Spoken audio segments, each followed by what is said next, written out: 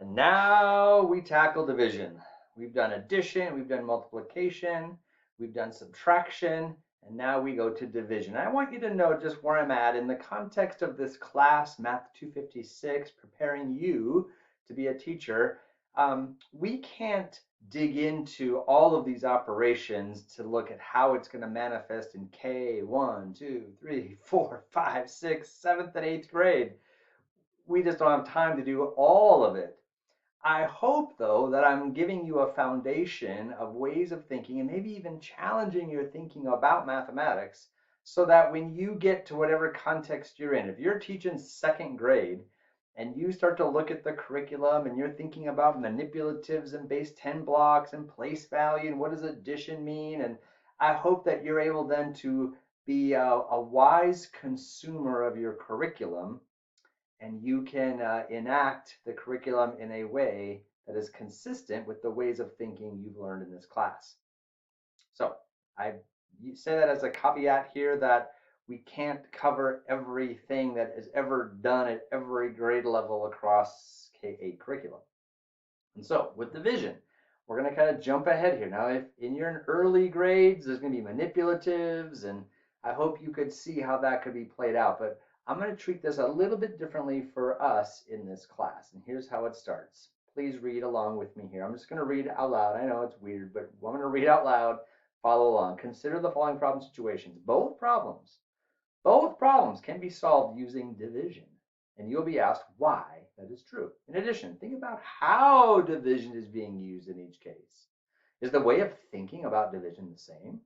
Is it different? Can you explain any differences in the meaning of division that you discover? Now, I'm going to ask you, not right now, but in a second, I'm going to ask you to pause the video and really think about and maybe even record your thinking about these questions here. Are you ready? Situation one. All fifth grade students at Isaac Newton Elementary School are going on a field trip to the Calculator Hall of Fame. There are 237 students who have committed to going on the field trip. In order to be approved by the principal, the fifth grade teachers need enough parent chaperones so that a chaperone is responsible for no more than 5 students. How many parent chaperones are needed? Now, I want you to think about that one for a minute. Pause the video and think. How is division used in this case? Why is it division? What is it that makes it division? Will you pause just on situation one and think for just a couple of minutes? All right, now that's in your brain. You're thinking about division. Now look at situation two. All fifth grade students at Isaac Newton Elementary School are going on a field trip to the Calculator Hall of Fame. There are 237 students who have committed to going on the field trip. Sounds the same so far. The fifth grade teachers have had 42 parent chaperones sign up to help with the trip. How many students will each parent be responsible for during the trip? Now, likewise, think about how is division used in this case? Is the way of thinking about division the same in both of these situations? Is it different? Can you explain any differences in the meaning of division that you discover? Pause the video and think about situation two for a minute. All right. I hope you've been thinking about division now. The idea of division is we're going to take a total of, in the first case, 237 students, and we're going to break them into groups of 5. In situation one, the rule is no parent can have more than 5 students. So if you have 237 students, the teachers are probably going to sit down and break them into groups of 5, 5, 5, 5. How many groups of 5 would you be able to make? Now, in the second case, there's 237 students, but we don't know how big the groups are going to be in that second scenario. What we know is that we have 42 parents. So in the second case, we're going to start kind of like one for you, one for me, one for you, one for me. We're going to start taking the 237 students and we're going to put one student in each of the parents' group. There's 42 kids. Then we're going to do it again.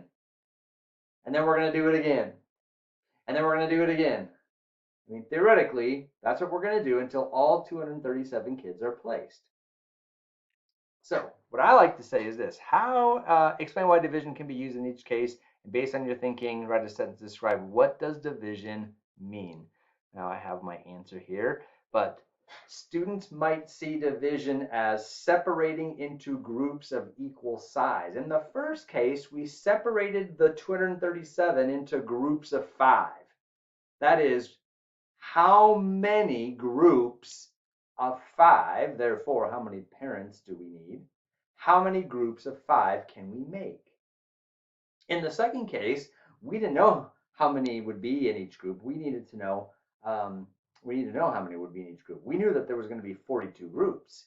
And the question was, how many in each group? Of the 42 parents, every parent got some kids, and we wanted to equally distribute them. And so each of the 42 parents got the same number of kids. And so just to kind of summarize that into a simple phrase, I like to say this. Is it a how many groups? That would be situation 1. How many groups of 5 can I make? Or is it a how many in each group? How many, if I have 42 groups, how many are in each group?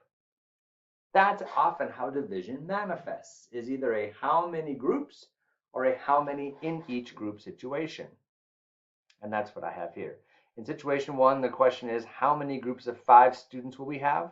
In situation 2, the question is how many students will be in each group if there are 42 groups? And in each case, we're going to need division. All right, pause the video at this stage and just let this ruminate in your brain, or as my father-in-law would say, let that rattly bang in your brain a little bit. Can you see how many groups, how many in each group, and in both cases we need division? Pause the video and then we'll come back. All right, so yes, division is a thing. And I want you to look at suppose a student solves the problem as follows. 237 divided by 5. Now, do you remember the old days when you first learned division? You would say 5 goes into 237 how many times? This was the way that it worked. And probably, if you'd learned it the way I learned it back in 5th grade, you would have done something like this. And when I was in 5th grade, they said, you have to figure out your gazintas. My gazintas? Yeah. 5 goes into 2. Nope, 5 doesn't go into 2. 5 goes into 23. How many times does 5 goes into 23? It was called the gazintas. But that's not how I want you to think about it. I want you to think this way. Either how many groups, or how many in each group, whichever way you do it, but let's start with this way. How many groups of 5 do I need? And here's what a student might do. I don't know how many groups of 5 I need, but I'll bet you I need at least 4. And they'll make 4 groups of 5. And if they make 4 groups of 5, that would be 20 kids would be accounted for. 20 kids got put into groups with parents. I still have 217. And they go, well, I still need to make some more groups of 5. I'll make 3 more groups of 5. 3 more groups of 5 gets me down to 202. And then maybe the student's like, oh, I got to make bigger groups of 5, because if I just keep doing 4s and 3s or something, it's going to take me forever to get all these kids accounted for. So I'm going to go all out here. I'm going to do 20 groups of 5. 5, 10, 15, 20, 25, 30, 35, 40, 45, 50, 55, 60, 65, 70, 85, whatever I said, 95, 100. Oh, that would be 100. 20 groups of 5. Woo, good idea. 20 groups of 5, that would be 100 more kids. That would get me down to 102. I can do another 20 groups of 5. And then I would be at 2 kids left over. So all together, look at what I did here. I made 4 groups of 5. I made 3 groups of 5. I made 20 groups of 5. I made 20 groups of 5. I made 20, 43. I made 47 groups of 5. And then you remember the old days? You put remainder 2. So I would need 47 chaperones, each with 5 students. And then I would need 1 more chaperone to just have the 2. This is the way it could be done. It could be done that way. 47 groups of 5, and then 1 parent, and he just has 2. All right, so that's a possibility. Now, why am I showing you this way? The reason I'm showing you this way is because it is so common for kids to be like, it's like stage fright, or it's like a writing block. They go 5 into 237. And you go, man, how many times it? And here was the expectation. You had to put a number here that was the right number. And there was only one right number that you could put there, is what the student thought. And I want to shift that. I want to shift that away from like, oh, I got to stress out and figure out what's the perfect number to put there. And if there was no place value, you might even have said, well, how many times can 5 goes into 23? It can go in there 4 times. And that's just terrible. Because first of all, it's not a 23. It's a 237. And it wouldn't be how many times is 5 going to 23, it'd be how many times is 5 going to 230, and it wouldn't be a 4, it would be a 40. But with all of that, that's not even really my point, although that is partly my point. My main point is this, is that kids, I've seen it over and over again with long division, they just are frozen. They go, I don't know. What's the perfect number to put there? So I say freedom. I say freedom. I say make as many groups of 5 as you want. Really? Yeah. How many groups of 5 do you want to make? I don't know. Well, pick a number. 2. All right, make 2 groups of 5. Awesome. So over here on the side, we're going to say I'm going to make 2 groups of 5. Now, if you make 2 groups of 5, how many is that? That would be 10.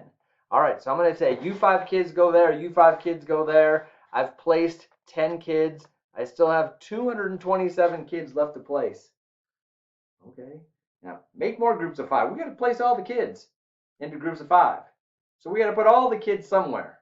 So give me some more groups of 5. Okay, make another 2. Okay, I'll make another 2 group of 5. See, freedom. 2 groups of 5. That would be 10 more kids. 2 more parents. I'm now down to 217. And eventually, maybe the kids are like, geez, this is going to take forever if I just keep making groups of 2 groups of 5.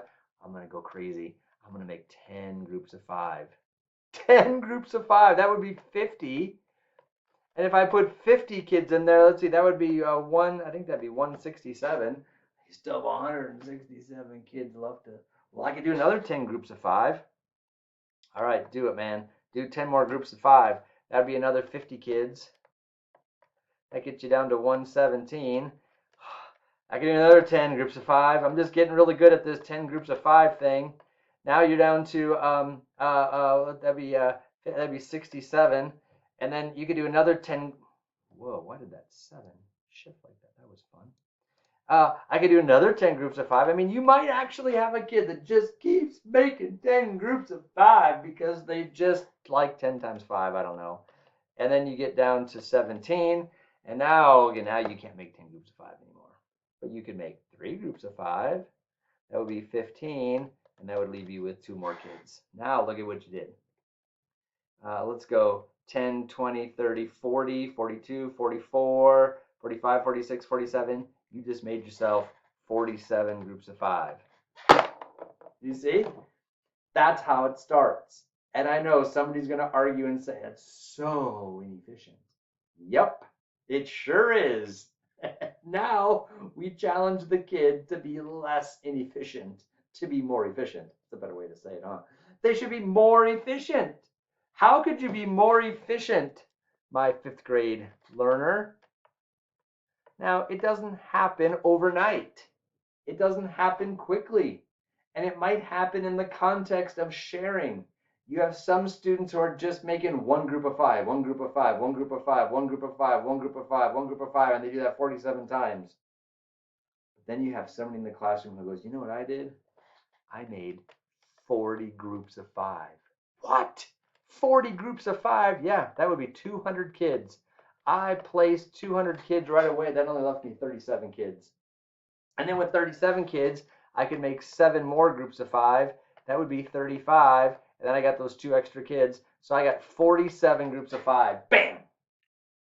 Man, and then you celebrate. You showcase. You bring, however you're doing this in your classroom, you have that student share. You make that student the author of the mathematics, the expert in the room, at least for that moment. Now, by the way, every kid needs to be the expert in the room at some moment, but you make the kid the expert in the room, and you go, yes, and you celebrate the efficiency and the thinking. And then you can compare it. You can compare it to this kid and all the kids and some kids in the room. You start to move. You start to move the needle to efficiency. And kids go, yes, I think I can do that too. And what that does is it frees up the kid to do the math. And it frees up to do the kid at the math where they're at. If they can't get to 40 groups of 5 right away, but they can get to 2 groups of 5 or 10 groups of 5, great. Leverage that curiosity and where they're at and run with it. Instead of that being stuck, I don't know what number to put on top of the box because I know there's one number I'm supposed to put that. I don't know what it is. And I have seen this free up kids in such a good way to empower them to do mathematics. All right. Yeah, look at this. I think I had some cases here where I did the 42 case. What if we had 42 parents? How many groups of 42 in 237? I did that a couple of different ways. But here's the bottom line. If you learn long division the old way, and I tell you what, I see high school kids do this all the time. They go, well, 5 goes into 23 4 times. Then you put down a 20 and you subtract, and it just bothers me because it's not even a 20, it's a 200, it's 237.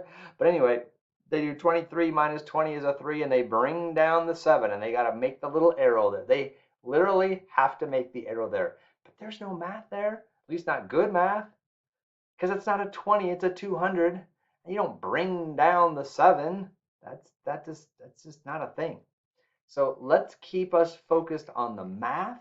Let's keep us focused on what division means, and let's allow students to think about what division means and engage in their algorithms in a way that makes sense. All right, I'm going to pause there. You're going to see some more of division as we go forward, but I'm going to pause there for now.